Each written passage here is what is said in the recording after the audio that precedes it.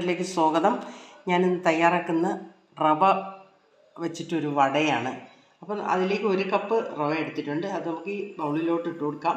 ആവശ്യത്തിന് വെള്ളം ഒഴിച്ചൊന്ന് കുതിരാൻ വയ്ക്കാം. നല്ലതായിട്ടൊന്ന് കുതിരണം.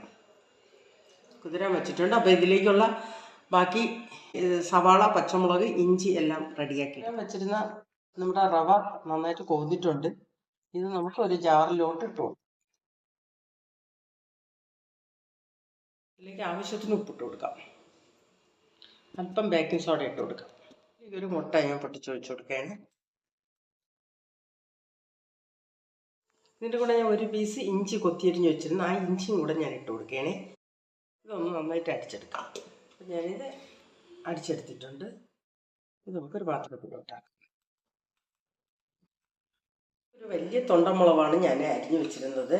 ആ മുളക് ഇട്ട് കൊടുക്കാം നമുക്കതിലേക്ക്. അതുപോലെ ഒരു മീഡിയം സവാള എടുത്ത് അരിഞ്ഞ് വെച്ചിട്ടുണ്ട്.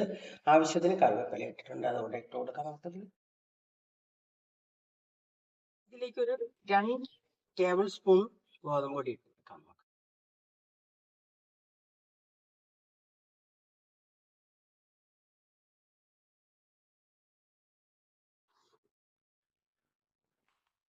ഇതിൽ വേണമെങ്കിൽ ഇപ്പോൾ ഗോതമ്പ് പൊടി ചേർത്തില്ലെങ്കിൽ നമുക്ക് റവ ഒന്ന് മിക്സിയിലിട്ടൊന്ന് പൊടിച്ച് ബാക്കി ചേർത്ത് കൊടുത്താൽ മതി.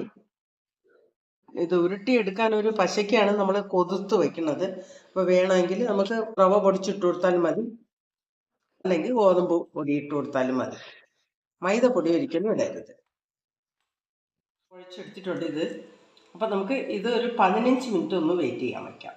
വടക്ക് തയ്യാറാക്കി വെച്ച് മാവ് റെഡി ആയിട്ടുണ്ട്. നമുക്കതൊന്ന് തയ്യാറാക്കി നോക്കാം. ഇതിലേക്ക് നമുക്ക് ഒരു കടായി വെച്ച് കൊടുത്തു. ചെറിയ കടായിയാണ് ഞാൻ വെച്ച് കൊടുക്കണത്. എണ്ണ ഞാൻ ബാക്കി എടുക്കാറില്ല. അതുകൊണ്ട് ചെറിയ കടായിലാകുമ്പോഴത്തേക്ക് കുറച്ച് എണ്ണ ഒഴിച്ചാൽ മതി. അതിനാണ് കടായി വെച്ചത്. കടായി ചൂടായിട്ടുണ്ട്. ഇതിലേക്ക് എണ്ണ ഒഴിച്ചു കൊടുക്കാം. വെളിച്ചെണ്ണയാണ് ഞാൻ ഒഴിച്ചു കൊടുക്കുന്നത്. നമുക്ക് ഒഴിച്ചു കൊടുക്കാം.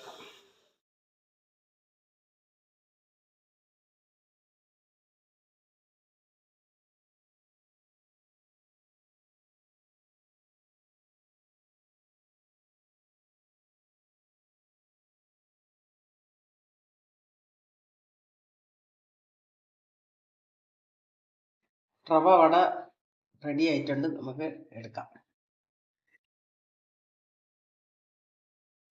അപ്പോൾ നമ്മുടെ ഇന്നത്തെ റവ വട ഇവിടെ റെഡി ആയിട്ടുണ്ട്. നല്ല ടേസ്റ്റിയാണ്. ഈ വീഡിയോ എല്ലാവർക്കും ഇഷ്ടപ്പെട്ടെങ്കിൽ ലൈക്ക് ചെയ്യുക, ഷെയർ ചെയ്യുക, സപ്പോർട്ട് ചെയ്യുക. നന്ദി, നമസ്കാരം.